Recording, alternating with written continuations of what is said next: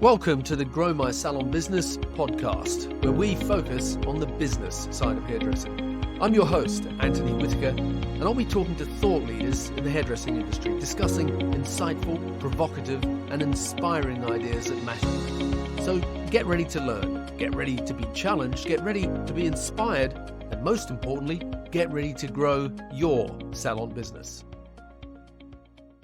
Hello and welcome to today's episode of the Grow My Salon Business podcast. I'm your host, Anthony Whitaker, and it's great to have you here with us today. My guest on today's podcast is Toronto-based hairdresser Kristin Rankin, who is a salon owner but also founder of the Dresscode Project. In today's podcast, we'll discuss what exactly the Dresscode Project is, the impact that it's having, what is suitability, salon pricing, and so much more. So, without further ado, welcome to the show, Kristin Rankin. Hey, Anthony. Thank you so much for having me on the show.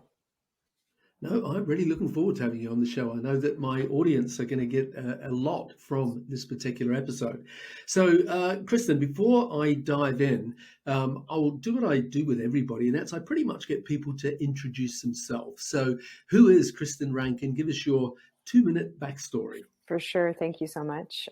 So as Anthony said, my name is Kristin Rankin. I also like to tell people my pronouns right up front. So I use they, them pronouns. And I am also a salon owner in Toronto. I am a partner in the company Fox & Jane, which is a US-based salon company. And I'm also the founder of an organization called the Dresscode Project. The Dresscode Project is an organization that helps salon owners create gender-affirming spaces so that folks can get haircuts that make them look the way they feel. Good. Fantastic. Great intro. Should I have introduced you using those particular pronouns? That's a great question. And no, that's not necessarily up to you to do. I actually really have this discussion when I educate people. One of the ways that I like to allow people to know right off the bat that I am trained and educated and also aware of what it means to have safer language and be in an affirming space is by actually saying, hey, my name's Kristin and my pronouns are this. And sometimes, depending on the situation, I will even ask people like, hey, my name's Kristin, my pronouns are this. May I ask what your pronouns are? Or do you mind if I ask what your pronouns are? It really kind of just, I like to say it disarms people with a smile, you know, like it just allows them to feel a bit more comfortable and know that I get what's going on and you're in a safe space. Yeah, got it. Okay. So I did read, I've been, reading a few things up on you and listening to some other podcasts you've been in. And I heard at one stage that you said that your pronouns were they, them, or she, her. But then I also heard you then say, and it doesn't matter if you decide to chop and change from one day to the next, you're quite entitled to. So it's quite a fluid sort of use of terminology, isn't it? If you feel like today or at the moment you are now they, them and not she, her, then that's okay. And everyone should respect that. Yeah, I think there was this like disposition that we used to take, especially I would say within the queer community where we had to, identify ourselves as something. A lot of people like to call it labeling. And, I think for a long time it was a thing. And I find it rather annoying and insulting because I have never known any straight identifying person to walk up to somebody and go, hey, I am so-and-so and I'm straight, So for me, having to say to people, I identify this way or that way, it's just not necessary. You don't need to know those things to have a conversation with me. And so that was, then when, you used to have to say like, I'm gay, I'm a lesbian, I'm bisexual, whatever it is. And now I think what is so beautiful about the queer community, especially, is that it is so all encompassing and it is so fluid. And it's like a mosaic, like an art piece. Like you might see something one day and see something else the other day when you're looking at that art piece. And it's very similar to that. I may identify, at one time with multiple pronouns, and I could still do that if I wanted to. And it doesn't even have to be just 2, it could be 3. And I could interchange those and use them as I feel. And then I can change my mind, and then I can change my mind again, and I can change my mind back if I want to. I think that's what's so beautiful about it, because it's entirely up to how you feel about yourself. Yeah, good. Okay. So I know before we were recording, I was telling you that I listened to you on a podcast with Nina Kovner, and shout out to Nina at Passion Squared. And I thoroughly enjoyed everything that you had to say on that podcast. Thank you. It was very informative, and I made up my mind then that I definitely wanted to get you on the Grow My Salon Business one, and have a similar, but I'm sure different conversation. So we've talked about the Dresscode Project, or we've mentioned it. What exactly is it? Because I know it's a global business now, but or business is probably the wrong term. But I know you have a global footprint with the Dresscode Project. But what exactly is it? Because a lot of people wouldn't have heard of it. Yeah, for sure. So the Dresscode Project is actually an organization that essentially helps train and educate folks who work within the salon industry, the pro beauty industry, to help create gender-affirming hair spaces so that clients in particular who identify within the queer communities can go to hair salons within our organization and get haircuts that are gender-affirming, that, as I said in the beginning of this, help them look the way they feel. Because, I think, as you know, our industry has unfortunately been very gendered, especially when it comes to pricing services. So a men's cut or a women's cut, which can make people that don't identify within that binary feel left out and not sure where to go. Yeah, okay. Where did the name come from? Yeah, funny enough, so I thought of it because I was brought up in a school where we had to wear uniforms. And, I, for my whole life, as far as I can remember, have always known that I'm queer. And I just hated that I always had to wear a kilt. That was part of my uniform: kilt, blouse, blazer, tie, and all of that. And I always just wanted to wear, the men's or the boys' uniform or whatever. And it kind of drove me crazy that there were uniform, distinctions in that way to begin with. So I thought the Dresscode Project, like, let's break down that dress code. Like, why does it even have to exist? And, beauty is part of the fashion world, fashion, beauty, makeup, all of it. It's all an industry within itself. And honestly, that's just kind of where it came from. Those are probably my roots around it.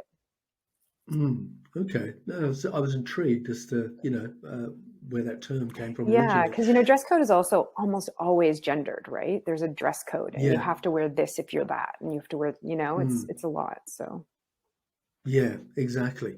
So I mentioned the podcast that you were on with Nina, and there was a particular thing, and I know we spoke about this a little bit before we started recording. And I've been hairdressing for a long time, and I used to teach a lot of people, physical haircuts, so to speak.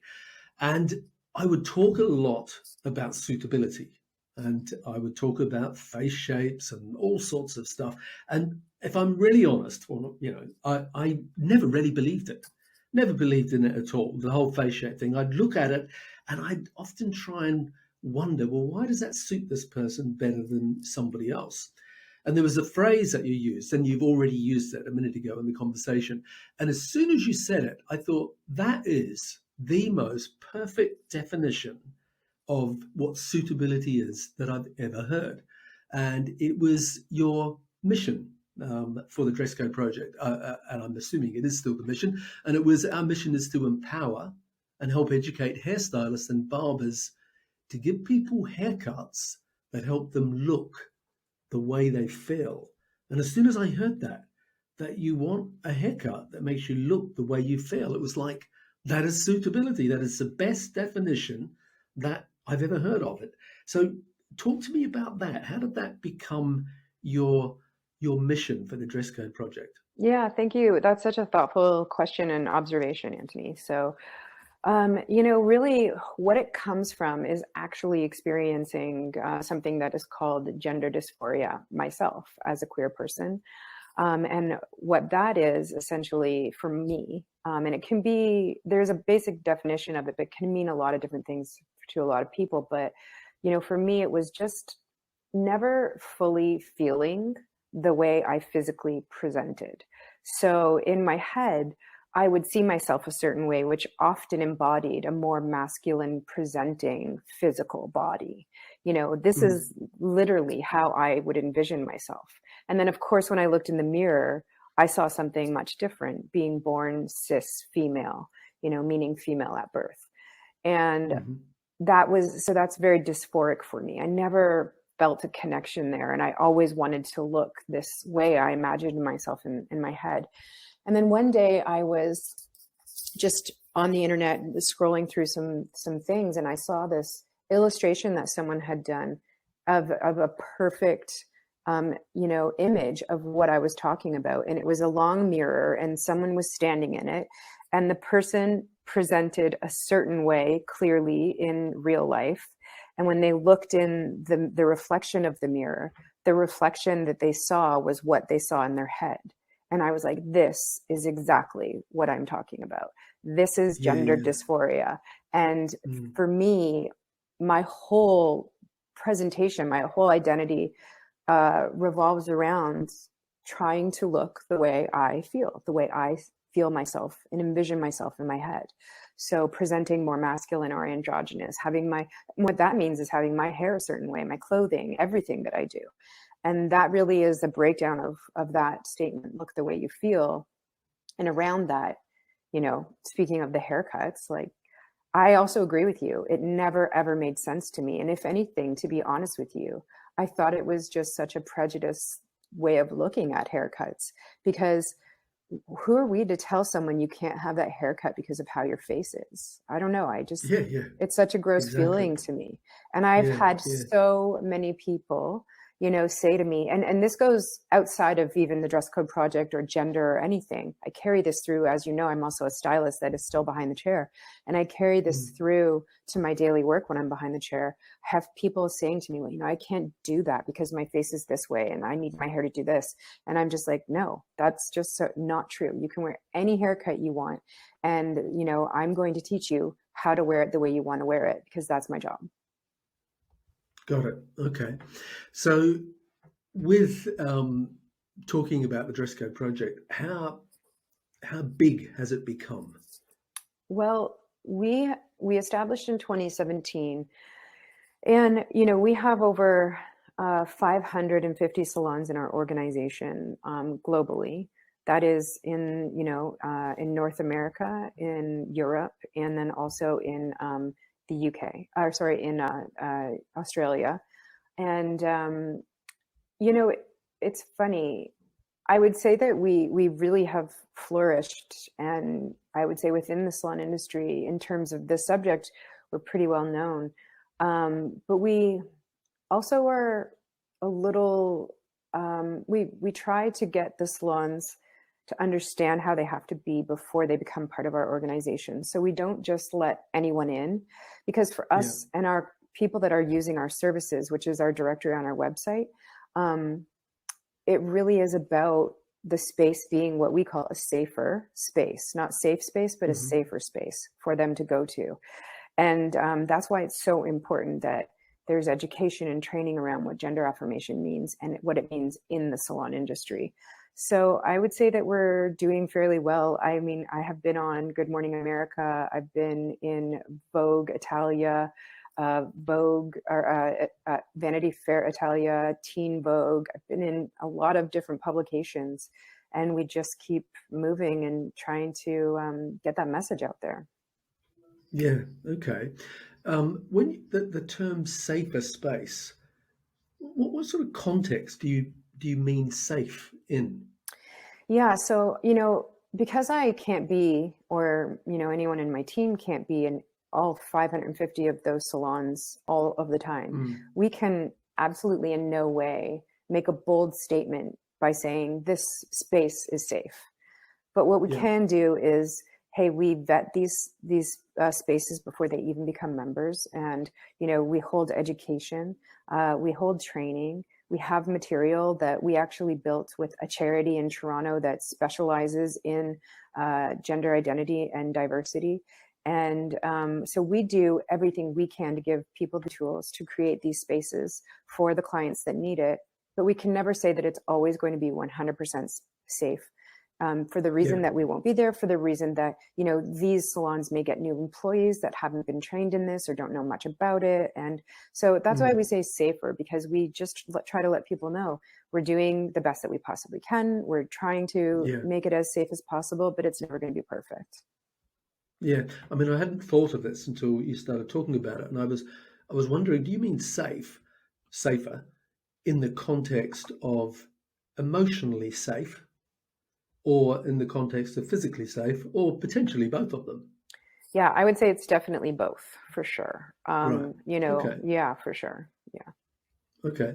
Now, I hope you're not sick of telling this story, but I've heard you tell the story, and it's sort of um, it was a good start point for me, sort of understanding more of what it was all about. So, could you tell us the story of why the Dress Code Project exists? How did it come about? For sure. I really don't get sick of telling the story because it was just such a moment, and I think it's an important moment. I think it's important for people to hear how it started, um, because it was just so genuine and also delicate, and I don't think a lot of Mm. people think of this. So hearing this, I think maybe can be an aha moment for others. But yeah, I actually opened a salon before I became a partner in Fox and Jane, and it was in the East End of Toronto downtown, and which is Toronto in general is an incredibly diverse city, and the queer community is rather large, and my salon was definitely a space where queer folks could come and feel, celebrated. And I had a transgender woman sitting in my chair one day. I cut her hair. It was like any other service. And then the next day, she tweeted to our salon that it was the first time she'd ever been to a hair salon and had a haircut that made her feel like a woman. And, that was super impactful for me, because I think as a queer person, you do this thing which we call masking, which is just trying to fit into the heterocentric world in whatever way you can. And I think a lot of trans people also try to do that for their own safety, to be honest with you. And, she had also disclosed through our conversation when I was cutting her hair that, she had been out as a trans woman for 5 years. So that meant that she had either not had a haircut for 5 years, or she'd been to another salon and been misgendered or discriminated against in some way. And then it made me feel good that I was able to provide that for her and make her Yeah. feel, like herself. Um, and then it made me feel terrible that our industry was treating people this way, especially people in my community that I identify so much with. Mm. So I just thought somebody needs to do something about this. This really needs to change. And I think I thought that maybe that everybody was in my head and heard me say that. But because I didn't do anything at first, and then I realized that no one else heard me say that. So if I did want to see something happen, I might have to be the one to try to start that. And I really had no Yeah. idea what I was doing, but I just went with it. Okay. So how did you start it? Like, what was that journey like? Yeah, I just thought I don't even know what this is going to be, but I just, being Mm. a stylist in Toronto at that point for, I think it was maybe, I don't know, 5 or 6 years already. I thought I have some friends here that are other hair salon owners. I'm going to contact them. I contacted people I didn't know, but were salon owners in the city. And I think I sent out like 25 emails to different salon owners in Toronto. And I started to get some really great responses. And, the first response I got was from my dear friend, Lisa Berry, who owns a salon in Toronto called Clute. And, she just wrote back and she just said 2 words to me, and she was like, "Fuck yeah." And I was like, okay, I think that we might have something here. And that is exactly how it started. And from there, I think ideas just start rolling through your head, and you start to talk to people, and you start to put the talking and the thinking together, and you create action, and, you just do something.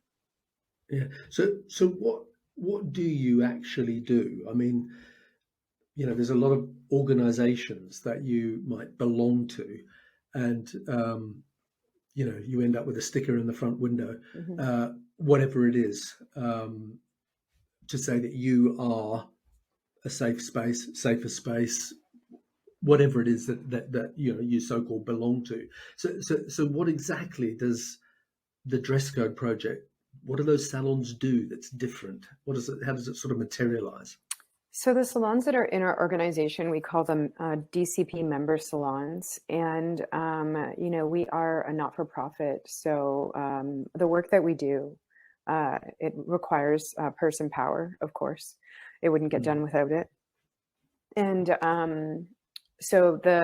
what we do is let me just step back for a second. So when I first started this out, I asked people, hey, do you want to do this? Like, let's try to create these spaces for people in the queer community. I wasn't even using language like safer spaces at that point. I was really just being very rudimentary about it.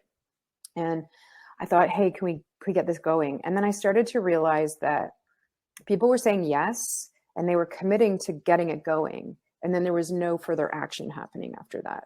And I thought, what makes people accountable? Well, loving someone makes you accountable to them.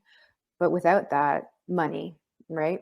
Not only does it make you accountable, it makes the world go around. And I thought, okay, what if we charged a membership fee? Then, we provided some things for them. Money always makes people more accountable, even like a $7 pair of sunglasses. If you can't find them, you will look for them because you spent $7 on them, right? So as I said to you a bit earlier, I went to this, I was like, I need to make this legitimate, and I need to also understand what I'm doing. So I went to this charity in Toronto that does the training for diversity and inclusion, and I took their course. And then I worked with some of their managers there to create what we call a gender-affirming space, a guide for hair salons. And we created that. It took us about 4.5 months.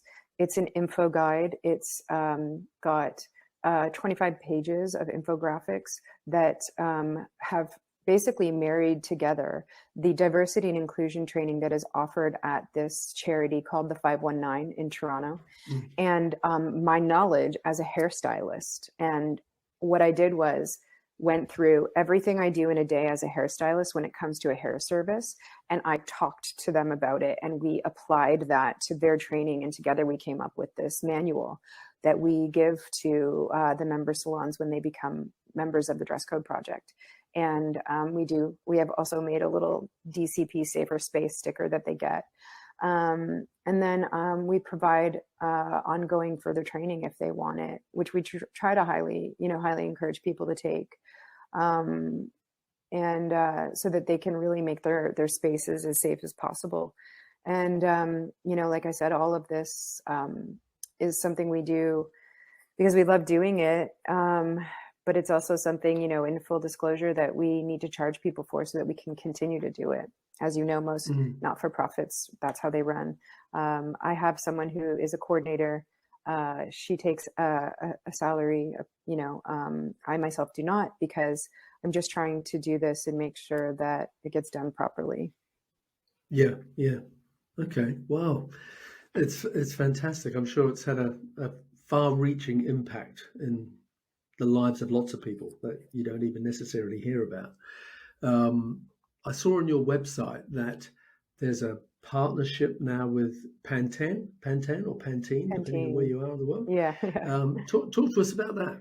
Yeah, it was about 2 years after I started the Dresscode Project, Pantene reached out to me, and they, said they saw what we were doing and would we be interested in chatting. And so after a few conversations, I really realized that, I only wanted to partner with organizations that were being authentic in the message they were trying to deliver and the partnership they were trying to have with us. And B, that Pantene was being very authentic. We have now been working together, for almost 4 years. And I've worked with I started out working with the UK team, but I've also worked with the Canadian and the US team within the Pantene family. And it's been a great partnership because they really understand their role within our partnership, which is that they're huge. Commercially, Pantene is one of the biggest, hair companies in the world. And they understand they can start to use their platform for, doing good socially, and they really have. They've really stepped up and said to us, how would you see this happening? And what's your advice? And does this feel authentic to you? And are we going in the right direction? And they've been really great with that. And then they've also been able to take this, partnership that we have and the message that we're putting out there, and then, getting it out way further than we would have ever been able to do. So we've been incredibly lucky to have that partnership with them. Yeah, it was interesting when I saw it. I was like, lots of things went through my head. The first one was authentic, because big global, organizations, I think are they a Procter and Gamble company? They are. They are, the cynic could say, I'm not saying it, but the cynic could sort of say, oh, they're just doing that. It's sort of like when you talk about the environment, lots of people do a bit of greenwashing to make themselves look green. It's sort of like, I don't know if there's a term for that in terms of, affiliating yourself, whatever, with the queer community at a corporate level, whether there's a term for that. But that was the first thing that went through my head. So it was great to hear you say what you just said then about how supportive and authentic and genuine that relationship is, and that they are really, intrigued as to your thoughts about how it could be done and should be done, and they've really got behind it properly. So, that's very interesting. Yeah, we're very lucky to have that with them. They brought me there the first year after we worked together to their main headquarters in Switzerland, in Geneva. And we had this, big event around it. And they actually said that because of us, they changed their mission statement, which used to be beautiful hair for women. And now it's beautiful hair for everyone. Yeah, great. Okay. All right. So how can, if a salon owner is listening to this, wherever they are, how can they be part of it? They can go to our website, which is dresscodeproject.com. And if you are a salon owner, there is a link that just says join us, and it'll lead you right through how to do that exactly. There's a link for just hairstylists who want to find out more information, even if you're just a solo salon owner or anything like that. And when you do and you hit that link, it sends us an email, and then we have contact with you after that, and we get the ball rolling that way. Right. Okay. And is there, what are some of the pushbacks that you get from salons that on the surface go, oh, that'd be great, I'd love to be involved with that, but then when they get a little bit deeper in, it's like, well, perhaps not. But what are some of the issues you might come across with it? I think for the most part, we've been pretty lucky. Like I said, we have over 550 salons, and we're continuing to grow. Just before you and I got on this, I saw 2 more orders come in for memberships, and so it's really great. But I think a lot of folks out there, they don't realize why this is an issue within our industry, because it's never personally affected them or anyone that they love. So they don't see why they need to change. I think, from another side, like the other side of the coin, if you're looking at it from just a business perspective, as a business person who owns a salon, they actually think they're going to lose money if they change their pricing menu. If I take that menu and I change it, I'm going to lose money because of this, and that, and so we often have those conversations, explain to them why they won't lose money at all. And other than that, I think, it's very funny. We get so much interest around partnerships and working with people, especially from pro beauty companies, brands.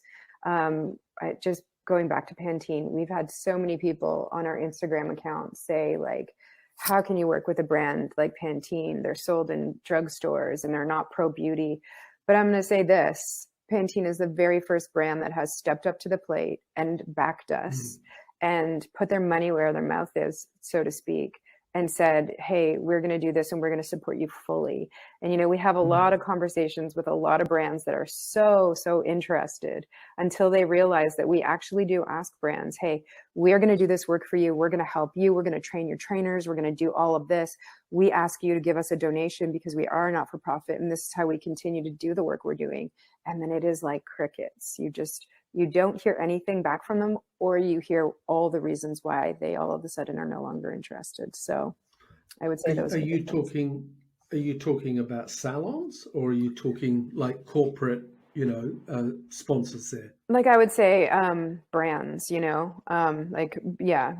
like professional beauty brands that work within Oh, the right, professional within beauty within the brands. Yeah, got it. industry that our Yeah, salons purchase and sell within our yeah, salons. Yeah, yeah. yeah, Okay. Now you just touched on pricing there, yeah. and that's sort of a topic in itself because obviously this opens all of this up. Hmm. Talk to me about the way that you price because that's part of the requirements, so to speak, isn't it, for someone to be a member with the Dresscode Project, whatever. The whole pricing issue is something that is has to be in line with your thinking. Yeah. Yeah, absolutely. Exactly. And now that you've touched on it, the requirements that we do have is that you have a neutral pricing menu, that you understand the language and terminology, and that you have a washroom space that is also gender nonconforming so that anyone can use them. Essentially, that you Mm, don't have those little male and female icons on logos on the doors. But in mm, terms of the pricing menu, for us, as I said to you at the beginning of this, it is really exclusive to have only a men's and a women's cut because people identify outside of those genders more and more and have for a long time. So to say you're only going to service men's and women's haircuts means that you're missing like how much of the population there. And mm, it's just not inclusive. So, we started off at my salon by doing length, not gender, and that's how we price it. So we have, let's say, a short haircut, a medium haircut, a long haircut, advanced haircut, and they're priced that way. We incorporate timing into that, and then we incorporate a bit of a range. And depending on whether you want like a barber cut or a pixie cut, we do use language so that it's familiar to clients, so they can mm. pull from that familiarity. So they might go, oh, right, okay, barber cut, that's exactly what I'm looking for. Or yeah, pixie cut, I want that, but it's still within that range. I have a friend who uses timing, and a lot more people are using both of those concepts. And some people I've seen recently that just simply have haircut. That's it. Yeah, So really what we always tell people is get creative, do it how it makes you feel good and what's comfortable to you, but just don't make a men's and women's cut your baseline. yeah, yeah. I've never understood. I've understood the timing one, and that's how I would do it. I won't say I've never understood the system that you use. Short, medium, long, Hmm. because long hair, like maybe quicker. Do you know what I mean? If someone's Hmm. got just like long one length hair, that's going to be quicker to cut to me than your haircut or my haircut or whatever. So it's sort of like I'm all for charging for time because I totally agree. Men's prices, women's prices, it's like Stone Age, Yeah. conversation. It should never be like that. Your expression that you use frequently, hair has no gender, you're dead right. And so the only justification that you have as a salon owner for why does this person pay X and this person pay Y can't be based on whether they are male or female.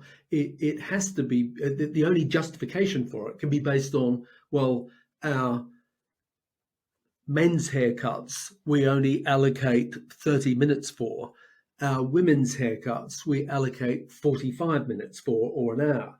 That's the only justification you could ever have for that. But as you've said, it isn't as simple as men and women. So it is a lot. There's a lot more diversity in the mix than that. So that's why for me, I would always go for the time component. So I was interested to hear that you said a friend of yours. That's exactly how she does it. I would have thought that was easier rather than short, medium, long. Um, I don't know where I'm going with that. It's not a question. It's just an observation. Um, well, what I was going to say was just like in terms of the pricing and the labeling of the haircuts, I have yet to have someone say to me, okay, here are two people, two human beings, and one of them is, let's say, born female at birth, and the other one is born male at birth, and they have exactly the same length of hair, same Mm, density of hair, same texture of hair. Now tell me why we should charge them differently.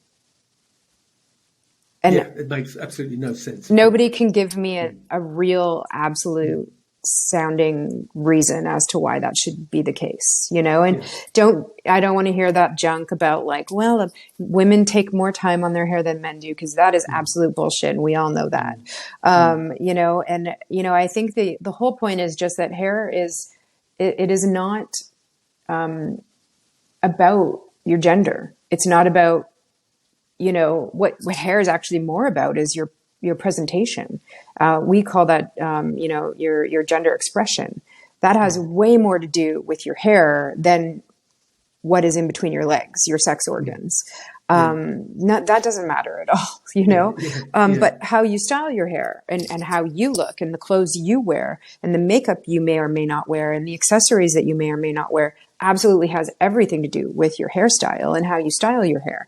And those are the things that we need to consider when we are talking to people and helping them find a haircut that works for them. And then also around pricing, you know, unless somebody can provide anyone, not even just me, with some solid evidence as to why it matters and why we should price it differently, it doesn't make any sense at all. It makes absolutely no sense that there are still salons out there that have a men's cut and women's cut on their menu.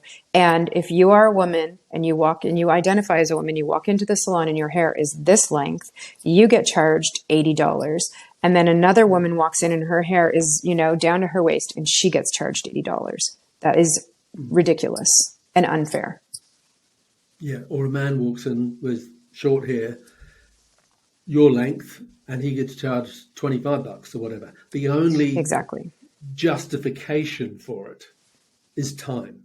The only justification ever, legal as well now, you know, in a salon situation, to be able to say that we charge women this and we charge men that, or people that identify as women and men this or that, is based on the time. That can be the only legal justification why you have a different price. Because that, in many ways, it's really what we're doing. When you really boil it all down as to what's happening in this industry, you're buying and selling time. Absolutely. You know, it's very similar. Yeah, it's very similar to people who come in and they want to get, you know, 4 inches taken off their hair and a whole new hairstyle. And someone who comes in and says, I just want to trim, you know, and you're like, well, I still have to do all of the same things regardless of how much length you take off of your hair, you know, and that's what we charge for. We charge for our knowledge, our time, our education, you know, the care that we put into it. Like that's what we charge for. It goes along with also, you know, discrimination around hair texture, right? If you're going to charge by time, you better know what you're doing and you better be able to do it fairly to folks that have different hair textures. So if you're going to give a curly haircut to someone, you should be able to deliver that curly haircut in the same amount of time as you do with someone else, regardless of their hair texture, whether their hair texture is incredibly coily or it's a very loose curl. You have to do that, you know, and you need to be able to say, I can provide this same haircut for anyone in this 1 hour slot, regardless. It's a very similar situation. Yeah. How do you advise salons who might be in that situation? Because it's historical, isn't it? Right. I mean, it's happened for years and years and years that men have been charged X, women have been charged Y. And there's a big gulf in some salons between what those prices are. Yeah. So if you're a salon owner listening to this and you're thinking, yeah, that's definitely what I want to do. Like I definitely want to bring it in line to it not being based on the sex of the person, you know, in the chair. How do you advise them to make that transition from male-female pricing to a gender-neutral pricing? I will ask them a few questions, and most of them are really to find out where they're comfortable laying, you know, whether it's timing or whether it's by length, whatever it is. And we'll have some discussions around it, you know. A lot of questions I get, questions, I guess, comments that I get is like, making sure that their current clientele will feel comfortable with the change and the impact will be as little as possible. And then the other part is making sure my clients who do identify as female and male don't get uncomfortable with this new pricing. And I always say to people, you cannot control how people are going to react to certain things. And so if you are somebody who's trying to better your salon environment by creating more inclusivity and celebrating all types of folks, and someone comes in there who is very heterocentric or, and is got a problem with that, you have to ask yourself, do I want that kind of clientele in my salon? I think it's rare that it happens, but I've definitely heard it happening. And I've heard salon owners use as an excuse. Well, my clients who are men and women won't like that. But why? They shouldn't have any reason. There should be no reason to get offended or upset. You're not doing anything to them. You're not changing pricing for them. If anything, it's going to be more fair. You don't know how many times I've had hetero people find out that they're going from a long haircut to a short haircut. And when they come to the register, I go, hey, by the way, your new haircut price is going to be this moving forward. And it's often a reduction in price. And they're so happy to hear it, because they're like, oh my gosh, I'm actually getting charged for the amount of hair that I now have you have to cut. Yeah, that's the interesting thing that I was just going to ask you about was, do you normally advise people in that situation, the salon owner, to be putting the men's prices up, or to reducing, the female prices to get them in line? Or is it like, how do you talk that? I just tell them to get rid of them altogether. They're like dinosaurs, like. So do you do it in one hit? Absolutely. Just rip the Band-Aid off, okay. Yeah. Yeah. Okay. It's just so much easier. It's kind of like people who, they're like, I smoke and I don't want to smoke, so I'm going to vape. And that's going to be my transition. But then they end up vaping for 10 years, let's just rip that Band-Aid right off. And why don't we just get you to a menu that's going to work for you long-term and is going to be sustainable? Okay. That's great. Look, I've been intrigued with this entire discussion. There's so many good points and there's so many good takeaways. And it's sort of one of those things that in X amount of time, whether it's 10 years, 20 years, 30 years, whatever it is, you will look back and you will go, how did anyone ever think that was a good idea? It's sort of like, I'll talk to people about, a totally different subject here, online booking. And they'll have every reason in the world why they won't do online booking. And I'll just say to them, look, in 10 years' time, do you think there'd be more people or less people online booking? And the answer is always, well, of course there'll be more. So it's like, why wait? Do you know what I mean? Such a good point. Yeah.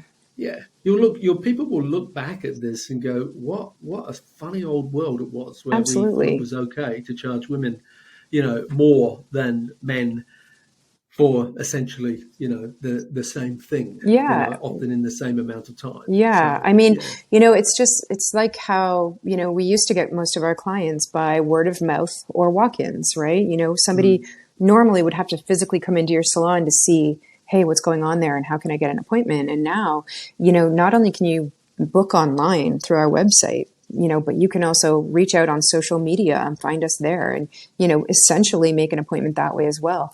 The world is constantly changing, especially with the way technology moves.